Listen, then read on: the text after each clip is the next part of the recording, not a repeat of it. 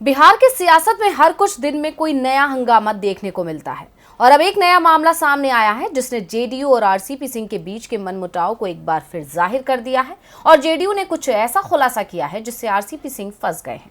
क्या है मामला, आइए देखते हैं ये रिपोर्ट। जनता दल यूनाइटेड और आरसीपी सिंह के बीच की तकरार किसी से छिपी नहीं है और इस तकरार के बीच कुछ ऐसा हुआ है जिसने अब आरसीपी सिंह की मुश्किलें बढ़ा दी हैं और आरसीपी सिंह को उनकी ही पार्टी ने गंभीर आरोप लगाते हुए नोटिस भेज दिया है, जिसके बाद आरसीपी सिंह पर कार्रवाई की मांग उठ रही है। जेडीयू ने आरसीपी सिंह पर आरोप लगाया कि उन्होंने पार्टी में रहते हुए अकूत संपत्ति बनाई है। जेडीयू नेताओं ने आरसीपी सिंह पर 9 साल में 58 प्लॉट खरीदने का गंभीर आरोप लगाया है और अब जेडीयू ने आरसीपी सिंह को इस मामले में नोटिस भेजकर जवाब मांगा है।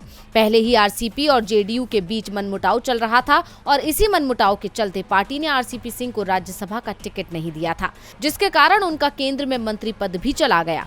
इतना ही नहीं, आरसीपी सिंह को लेकर लगातार अटकलें भी लगती रहीं कि वो बीजेपी में शामिल हो सकती हैं और इन अटकलों ने उस समय जोर ज्यादा पकड़ा था जब आरसीपी सिंह ने अपने ट्विटर प्रोफाइल में बदलाव किया था।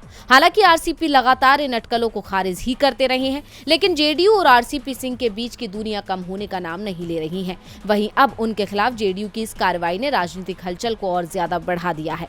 इतना ही नहीं, बिहार जेडीयू के अध्यक्ष उमेश सिंह कुशवाहा ने आरसीपी सिंह को कारण बताओ नोटिस भेजकर उन पर लगाए गए आरोपों पर जवाब मांगा है। उन्होंने कहा, हमारी पार्टी भ्रष्टाचार के मामले में जीरो टॉलरेंस की नीति पर विश्वास रखती है।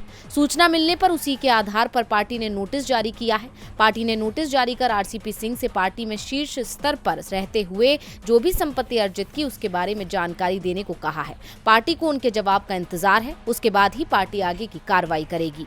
वहीं दूसरी तरफ इस मामले ने चिराग पासवान को नीतीश कुमार को घेरने का मौका दे दिया है। उन्होंने तंज कसते हुए कहा, ये वही आरसीपी सिंह है जो नीतीश के सबसे करीबी थे, तो क्या नीतीश कुमार एक ऐसे भ्रष्टाचारी को सालों तक अपने करीब रख रहे हैं?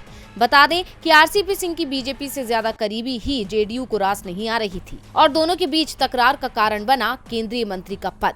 जब बीजेपी ने जेडीयू को मात्र एक पद देने का ऑफर दिया था तो जेडीयू इसके लिए राजी नहीं थी और उस समय आरसीपी सिंह पार्टी के अध्यक्ष थे और आरसीपी सिंह ने पार्टी की मर्जी के बिना एक पद पर बीजेपी से समझौता कर लिया और खुद मोदी कैबिनेट में मंत्री बन गए। आरसीपी सिंह की यही मौका परस्ती नीतीश कुमार को रास नहीं आई थी, तब से दोनों के बीच दूरियां आ गई हैं। अब आरसीपी सिंह पर लगे आरोपों में कितनी सच्चाई है ये तो जांच में सामने आएगा। फिलहाल उनकी मुश्किलें तो बढ़ गई हैं।